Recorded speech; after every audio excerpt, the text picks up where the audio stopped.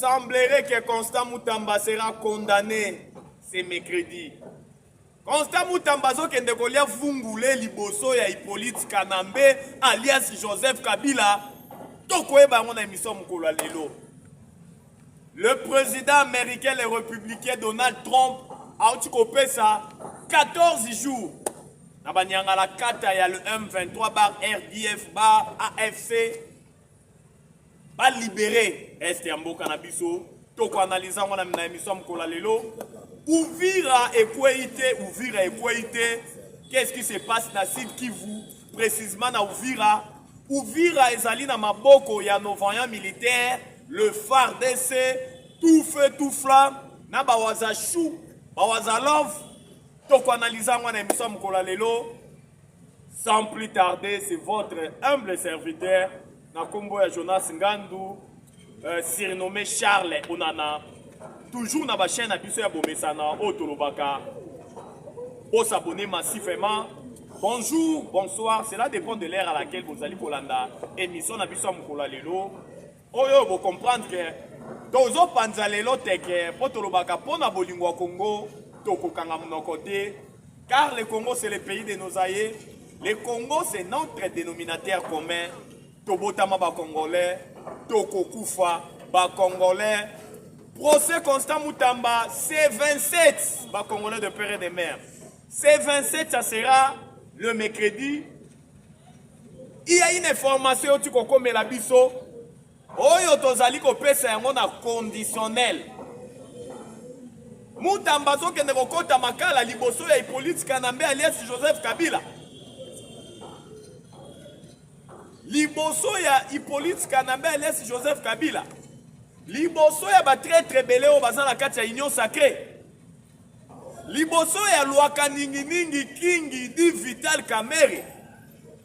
Ah, match eza mabe. Match eza mabe. Bo commenter miswa lelo. Bo aimer, bo like, bo commenter massivement.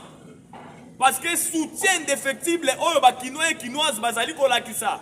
À l'égard ya Constant Moutamba Tumbunga. Oyo mikolo nyonso ba veiller.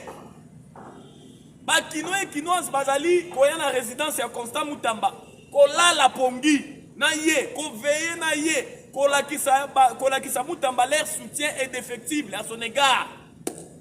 Mais bah il y a Congo, les Tutsi Power, les Tutsi Land, basangani bango nyonso, na siège tata mokonzi ekolo, Fati Beton, na ba membre union sacrée, na justice au tata mokonzi ekolo lobakake, la justice de mon pays elle est malade. Basangani bango nyonso tout. Parce que tolobaka yango, procès o ezali koleka na cour ya cassation, c'est un procès purement politique. Moso les ali na banque. Procédure en marché ezala qui respecté. Nyonso to salema ki en bonne et due forme. Une erreur administrative. Moi, je ne sais pas même une erreur administrative. Parce que Moutamba Komela qui Madame Jiri Tourouka Soumino. Madame Atikala jamais approuvé Moukanda et Moutamba. Prévenez que les souffrants qui n'a aucune réponse de la part de l'actuel premier ministre Jiri Tourouka Soumino. Le tout tu peux voir Basangani Bangonan Sonaba Toutiland. Parce que Moutamba a organisé procès à Corneille, Nanga va condamné Nanga par défaut, et puis va complice, sinon soit Nanga va condamné par une peine de mort. Moutamba c'est une haute cour militaire, c'est un sénat, longola immunité Hippolyte Kanambe alias Joseph Kabila, comme sénateur à vie. Des bancarisations des frais judiciaires, plus que ceux de Maboko Bank, entre des magistrats et des justiciables. Maboko Bank, tchikicha, tcha tcha. Batali Balobi, non. C'est petit ici, toko cloué, toko baka ene clouze. Yango bomoni lo lenge kani, basangani bango nyonso tout, les Tutsi Power, oyo, bazali na mboka na biso. Basa organisé. Yango toko senga na ba Congolais de père et de mère. Les 27 oyo, mercredi oyo, ya semaine oyo, les 27. Pour répondre massivement présent. Pour kende ko accompagner Constant Moutamba Tumbunga. Kuna na cour ya cassation. Parce que biso tozali kosenga obe acquittement na ye. Nous voulons que Constant Moutamba soit acquitté, soit blanchi, azali innocent, asali au côté. Asali au côté. yango toye lisusu na émission mokola lelo interpeller les chefs de l'État Fachi Beton pour senga na tata mokonzi ekolo, étant donné que vous êtes les magistrats suprêmes, vous devez avoir un œil regardant dans le dossier Constant Moutamba. Vous devez ouvrir l'œil et les bons. Olobaka yango, la justice de mon pays est malade. Vous avez trouvé un docteur, à l'occurrence Constant Moutamba Tungunga,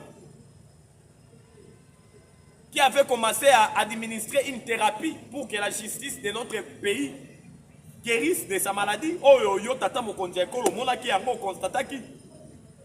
Mais regardez les sorts, il y a docteur Constant Moutamba Tungunga. Il y a certaines personnes qui disent que le 27, Constant Moutamba Okendorolia Fungoulé, la prison centrale ya Makala. Liboso ya Hippolyte Kanambe alias Joseph Kabila. Liboso ya ba très nyonso ozana ba na kati ya union sacrée parce que Moutamba dérangé. Donc bazo statuer toye ba sort ya Constant Moutamba. Liboso ya Hippolyte Kanambe alias Joseph Kabila. Un sujet rwandais placé au sommet de notre pays. Il a affaibli notre pays. La traîtrise et la trahison, et ça qui monnaie courante, n'est un régime naïe. Mais la personne qui a travaillé dans la vision, il y a Tata Mokonzi Ekolo Fachi Beton, le tas des droits. Moutamba a donné une lueur d'espoir. Il y a Kola qui s'aba Kongomani était beaucoup qui ça la paix confiance dans la justice Yambo Kanabino. Mais aujourd'hui, regardez ce qui se passe. Et pas Constant Moutamba, les ennuis judiciaires. On a terni son image. On lui a poussé à la démission. Maintenant, leur objectif, c'est de l'incarcérer dans la prison centrale à Makala. Enfin, il y a plabé na bango, il y a collé ça et Mwamba pour la prison centrale à Makala. Raison pour laquelle il faut révéler toutes ces informations pour na Tata Mokonzi Ekolo, azala pesa prudent. Azala misuga na lolenge kani makambo ekoleka le 27 oyoyo kuna na cour ya cassation na procès Constant Moutamba, procès Hippolyte Kanambe alias Joseph Kabila Mupepa Kaina onga na surnommé ye Kabila lelo Mupepa Kaina, tantôt na Abidjan, tantôt na Côte d'Ivoire tantôt na Côte d'Ivoire, tantôt na Congo Brazza, tantôt na Zimbabwe, tantôt en Afrique du Sud, tantôt en... Donc, Mupepa Kaina Hippolyte Kanambe alias Joseph Kabila. Kabila sera condamné à mort. Pas bien à union ce que vous allez confisquer. Kabila a plus de 200 sociétés éparpillées dans le Congo Mobimba. Des biens immobiliers, n'en parlons même pas. Ayaki Nababot a mis le lot multimilliardaire pour combattre Mboka na biso na mosolo o Congo epesi nyonso. Mais oyo ya jijaki ko sala ya malunge zala ko combattre Congo. Parce que un fils de ce pays ne peut pas faire ce que Hippolyte Kanambe alias Joseph Kabila azali ko sala na partie orientale ya Mboka na biso. La moindre des choses est sa compassion. Oh, il jamais compassion. Chaque jour, oh, armée rwandaise, n'a pas supplétif, n'a pas le M23. Aucune compassion. Maintenant, langage n'a bientôt là, nous avons pouvoir. Par quelle magie politique Kanambe alias Joseph Kabila a causé le pouvoir? Kabila, c'est l'homme du passé, il appartient déjà au passé. Il y a un monde dans Zali Goye Sanabino Congolais de père et de mère. On doit ouvrir les et les ponts parce que complot ya tout du power on a tout koloba awawa et s'il n'a noté. Objectif principal na bango ya balkanisation ya mboka na biso. Le fait que ti lelo na nous ba réussir yango te. Mutu ba pesa ki miswa ko kisa yango ezala ki politique Kanambe alias Joseph Kabila tata mokonzi ekolo ya kala. Le fait que nous avons copié en côté à l'Est, les communautés des États d'Afrique de l'Est, Otobengi EAC, Oezali Kokamba Manaba Nilotique, bâtir des stratagèmes, des agendas cachés, des réunions occultes. On nous signale les réunions au Ouganda. des réunions, ils ont ça les mana Ouganda. Oh, les officiers supérieurs, il y a la plupart il y a des pays à EAC. Kaka pona otala o lelenge kanya ko déstabiliser est ya mboka na biso dans sa partie orientale. Qu'est-ce qui se passe dans le site Kivu? Uvira ezala maboko ya banyanga la kata ya le M23 T. Uvira ezali na maboko ya nos voyants militaires, le FARDC na ba Wazashu. Aujourd'hui, il y a eu des crépitements de balles dans le quartier Belé kuna na territoire ya Uvira. Mais ce n'était pas les M23, ce n'était pas une confrontation directe avec l'armée congolaise et les terroristes des M23. Les M23 sont loin, plus de 100 km dans Uvira. Madame Moussika, ils sont très loin. Il y a eu moi mes attentements entre deux fractions à Wazashu. Il paraîtrait que dès Moko, il y a officier Moko.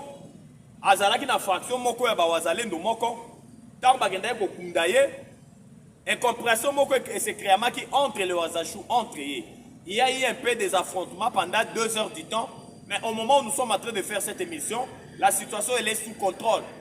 Va comprendre que la population azalaki vraiment frustrée dans le lenge kani, il y a eu des crépitements de balles. Ils se sont entendus ba yokani et puis ba tie balles par terre. Au moment où je vous parle, la paix est déjà au rendez-vous dans le territoire ya Uvira. Oh lelo banyanga la kata ya M23, ba lobi ote Uvira ko ilelo. C'est faux et archi faux. Uvira est bel et bien entre les mains de l'armée congolaise.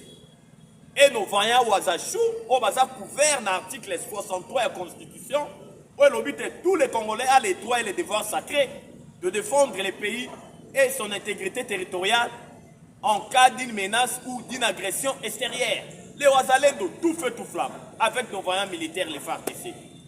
Donc, c'est-à-dire, les Congolais de père et de mère, ok, dans la guerre médiatique, ok, dans la fake news, oyo, les ennemis à Congo, distiller le nom des réseaux sociaux, que l'on était Uvira, et ça sous contrôle, il y a la kata auto bengaga, il y a Nilo Tiko to bengaga, la kata ya les M23. Et vos apaisements, la situation est sous contrôle. Il y a l'armée congolaise et nous voyons Wazashu, Wazalov. Wanezala qui bongo situation ya Uvira où est sous contrôle, il y a l'armée congolaise na ba Wazashu. Boyebi yango bien tolobaka yango awawa ba nilotique ba tout power ba tout land bazali ethnie oyoyo bazalaka na bayoka kobena ba rapport de force. Le Rwanda a signé l'accord de paix avec les Congos parce que ce sont des Rwandais qui tuent les Congolais. Il y a de cela 30 ans, plus de 10 millions de morts, plus de 500 000 femmes violées, plus de 110 000 hectares dévastés. Le président américain, le républicain Donald Trump, il a instruit dans le département d'État américain. Il y a un délai de 14 jours. Il doit voir clair dans le retrait de l'armée rwandaise, dans le supplétif, dans le M23. Il doit voir clair, parce que le Rwanda a déjà signé l'accord de paix. La résolution 2773, il y a Conseil de sécurité des Nations Unies. Pourquoi l'applicabilité dans le les alliés poser problème? Pourquoi les troupes rwandaises ne veulent pas se retirer de la République démocratique du Congo? Pourquoi? Il y a un moment où le président américain et les républicains, Donald Trump, a bêti le beau qu'on a mis ça. La semaine passée, il avait instruit au Conseil de sécurité d'organiser un sommet d'urgence. Sommet Moko Salemaki, en urgence. Il y a eu des décisions drastiques qui ont été prises pour il y a prévoir des sanctions à l'égard de Rwanda et des terroristes et le M23.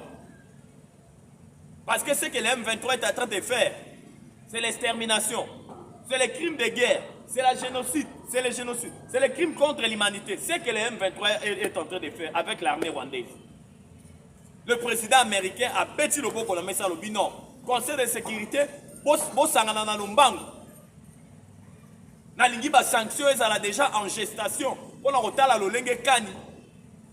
Ya ko sanctionner l'armée rwandaise. na ba supplétif na yo to bengi le M23. Bientôt là le M23 bazo tia ba yango na liste ya ba mouvement terroriste. Bientôt là. C'est déjà avancé. Bientôt là les États-Unis d'Amérique va annoncer publiquement que le M23 est maintenant considéré comme un mouvement terroriste. L'armée américaine Bamarouis va pourchasser Bango na est ya mboka na biso.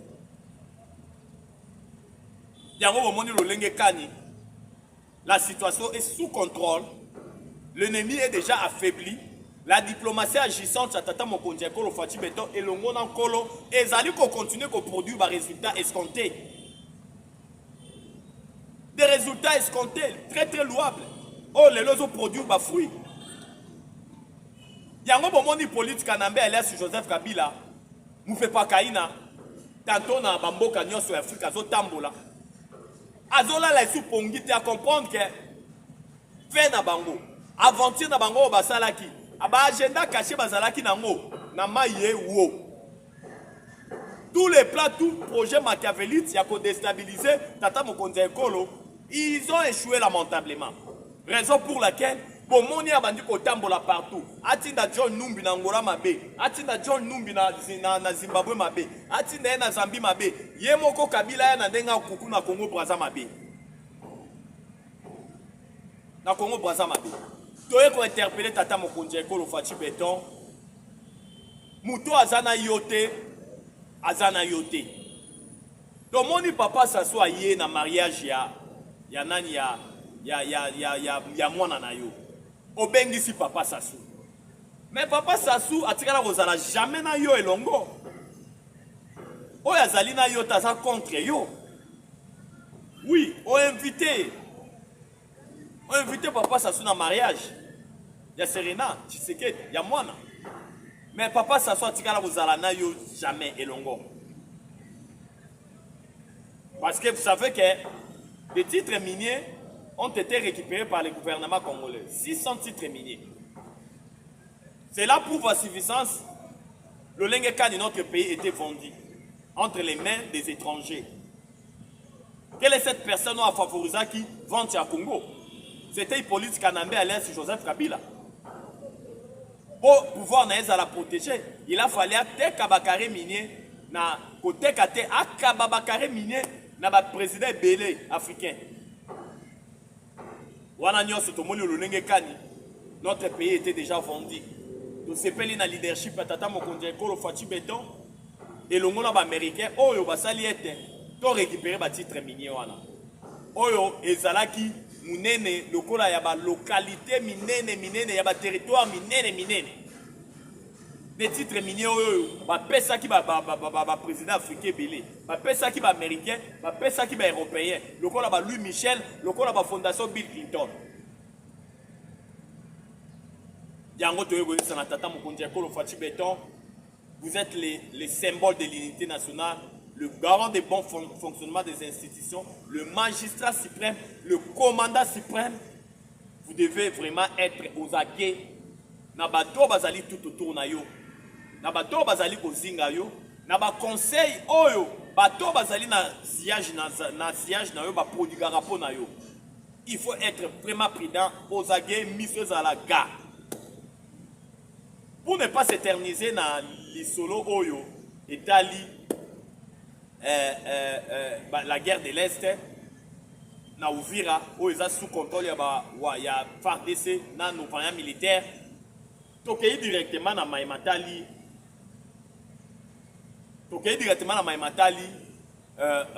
Diplomatie agissante à Tata Mokonzi Ekolo Fachi Beton. Gouvernement soumis à des au Bakongo. Mani nyonso bazalaki déçu comme on a le lenge kan epimi. Mais et pas na biso quand le chef décide, il a la vision, il sait ce qu'il est en train de faire. Yango Bakongo mani bazali ko senga na Tata Mokonzi Ekolo Fachi Beton. Souminwa 1 ezala lolenge moko na souminwa DT. To ba kongomani ba ngi ba sentir ba signaux forts na souminwa D. Ba kongomani bazali ko senga na oke Tata Mokonzi Ekolo Fachi Beton. Vous devez avoir un œil vraiment regardant. Ministre nyonso il faut l'acceptation de quoi il est capable. To lingi sou ba ministre ya bureauté. tolingi ba ministre bureau te tolingi ba ministre bazali na terrain tolingi ba ministre bazali ko travailler pour na bolingo ya mboka o bazali ko travailler pour na passion ya Congo et non pas pour na ba poche na bango tolingi ba ministre oyoyo ba kokota na vision na ya le salut du peuple et la loi suprême il y a le peuple d'abord c'est ça et ça ba kongomani bazali ko senga parce que tout le monde a le kani gouvernement oyo bimaki c'est un gouvernement vraiment budgétivore o ba kongomani bazali ko senga ete moso o ba kongomani bazali ko mona ete moso lo mingi ya l'état et ko banda ko kendende na ba ministère ébélé alors que le Congo c'est un pays pauvre où ils ont nécessité tous ala na ba poste ministériel ébélé où ils ont senga ete nombreux à la pesa limité parce que les projets sociaux ne sont pas musala. Donc c'est pas une initiative où Salima Kilobi, il y a Kester, il y a Assemblée nationale, Papa Noël, Papa rentrée scolaire, Topeka Bongo Mukengeshai, Oya Talagi Lolenge Kani, na geste ya malamu asala Kilobi na hôtel Béatrice Hôtel, il y a coupé ça par communicateur.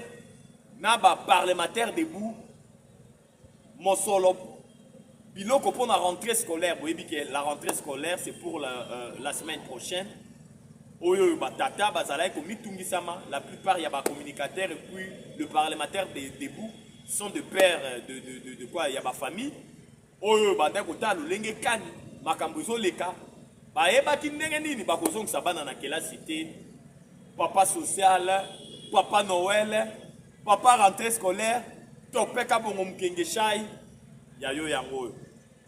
Merci. Nous sommes vraiment, je ne sais pas, Mablo Bezali Kozanga Biso. Ceux qui sont là qui n'ont pas cadre boy, dans 4 IDPS même 5. Mais les IDPS lelo et bongi. Mais les IDPS lelo ils ont Kotongwama. Mais étant donné qu'il y a des personnes au Bazas, Bazan a vision te, au botiquet, ils ont charge à partir de Nenebeloko à IDPS. Oyo. Foin bazoye boloni bakosala te bazoye bate bakobandela wapi bakosukisa wapi po baza na vision te pour ne pas s'éterniser na maeleka kilobi tokei directement na point ya suka ya émission na biso mokola lelo oyo tokoshite na yango point na biso suka ya émission ya mokola lelo tolingaki topesa makanisi na biso Potolobela ki ango likolo. To pesa no makanisi na biso en rapport avec ba carré minier oyo l'état congolais a tiko récupérer. Tant que tu es bino ke mboka na biso ese tekamaki depuis kala. Kabila tekaki déjà Congo. Balkanisation ezalaki déjà au rendez-vous. Mais Fachi Beton azali ko déterrer Congo. Isika wapi politique anambe alias Joseph Kabila apundaki mboka na biso.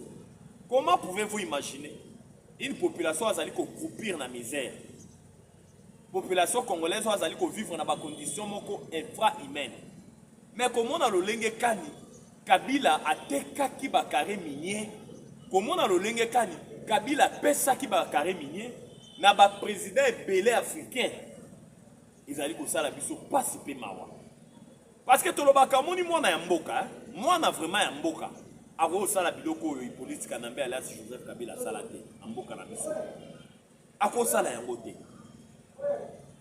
ko kipe bate banani ba espace ya minene bakinga kati bakashamata ba ferme espoir kuna na este ba bien immobilier ba société au détriment ya ba kongomani yo moko individu ata balobi ozaki président mais nyonso to wana ya yo.